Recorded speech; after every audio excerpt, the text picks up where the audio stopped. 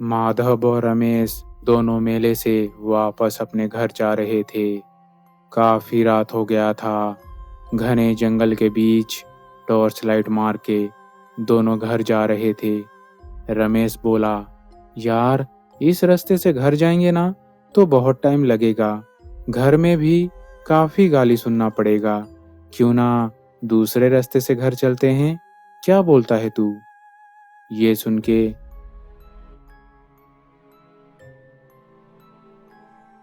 ये सुन के माधव बोला, नहीं यार, पिताजी कहते हैं कि वो रास्ता भूतिया है। रात को उस रास्ते से कोई नहीं जाता। तुम्हारा परिवार गांव में नया आया है, इसीलिए तुम्हें ये सब बात नहीं मालूम।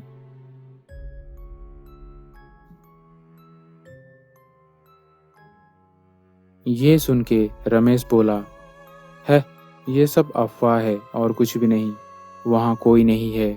और जिद करने लगा। दोनों एक ही साइकिल में आए थे और साइकिल रमेश का था, तो मजबूरन माधव को उसके साथ ही जाना पड़ा। साइकिल स्पीड में चला के जा रहे थे, तभी माधव के साइकिल का चेन टूट गया। अब दोनों पैदल जाने लगे। अचानक एक पेड़ के ऊपर से कोई नीचे कूदा।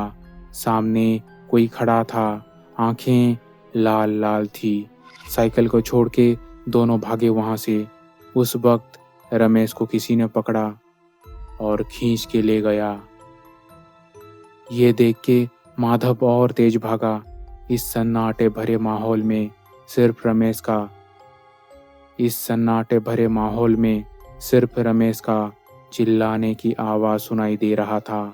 लाल आंखों वाली भूत अपने बड़े बड़े नाखूनों से रमेश की आंखें और दिल को निकाल के खाने लगी। रमेश खून से लथपथ हो गया था। कुछ देर बाद सब शांत हो गया। माधव तेजी से भाग के एक पेड़ के पीछे छुप गया कि शायद वो जिंदा बच जाएगा। कुछ देर बाद माधव को महसूस हुआ कि शायद कोई उसको देख रहा है। चारों तरफ नजर घुमाया, लेकिन कुछ देर बाद लेकिन कुछ दिखाई नहीं दिया लेकिन कुछ दिखाई नहीं दिया। तभी माधव के चेहरे पे कुछ खून के धब्बे गिरे। पेड़ के ऊपर देखा तो लाल आंखों वाली भूत बैठी थी। चिल्ला के माधव भाग रहा था। बड़े ही तेजी से भाग रहा था कि शायद वो बच जाएगा। बड़े ही तेजी से भाग रहा था कि शायद बड़े ही तेजी से भाग रहा था कि शायद वो बच जाएगा। तभी एक पत्थर आके माधव के सर पे लगा। माधव का सर फट गया। दर्द से माधव करा रहा था। माधव का सर फट गया। दर्द से माधव करा रहा था। माधव के पैरों को पकड़ के लाल आंखों वाली भूत घसीटते हुए जंगल के अंदर ले गई।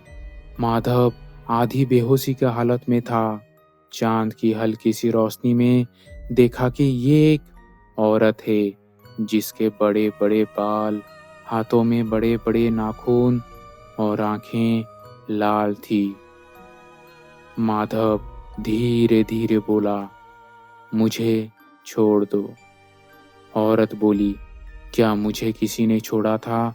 मैं भी ऐसे ही तड़प रही थी। मेरे भी खून निकल रहे थे। जान की भीख मांग रही थी मैं, लेकिन किसी ने भी मेरा मदद नहीं किया। मरने के लिए मुझे यहाँ छोड़ दिया।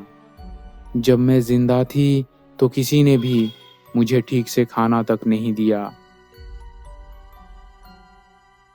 अब मरने के बाद मैं किसी को जिंदा नहीं छोड़ूंगी।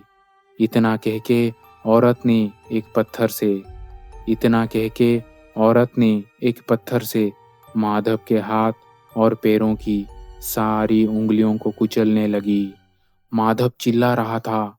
इतना दर्द हुआ कि माधव अधमरा हो गया था। फिर औरत ने पत्थर से माधव का सिर को कुचल के उसमें से थोड़ी बहुत मांस खाने लगी। गांव वाले दोनों को ढूंढ रहे थे। तो एक दिन बाद तो एक दिन बाद सुबह कुछ गांव वाले उसी रास्ते से जा रहे थे, तो उनको बुरी हालत में दोनों की लाश मिली। गांव वालों का कहना था कि ये बुरी शक्ति है और उसी ने इतनी बेरहमी से इन दोनों को मारा है। लेकिन ये कौन है किसी को नहीं मालूम। बेटा तो अब रहा नहीं। मौत की वजह जानने के लिए रमेश के पिताजी ने अपने बेटे के लिए रखा जमा पूंजी से एक तांत्रिक को बुलाया। तांत्रिक ने उस जंगल में पूजा पाठ किया। उसने बताया कि कुछ साल पहले इसी गांव में एक पागल औरत रहती थी जिसको कुष्ठ रोग था।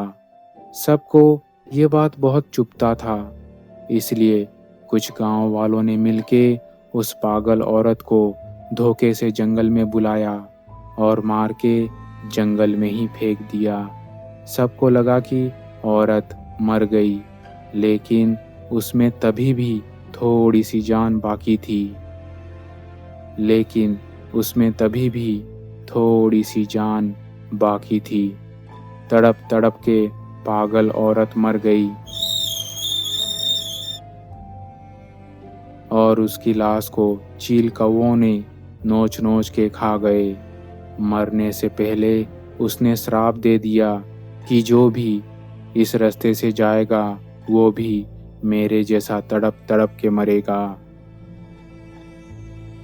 उसने श्राप दे दिया कि जो भी इस रास्ते से जाएगा वो भी मेरे जैसा तड़प तड़प के मरेगा। ये सब सुन के लोगों ने उस रास्ते से जाना ही छोड़ दिया, चाहे सुबह हो या फिर शाम।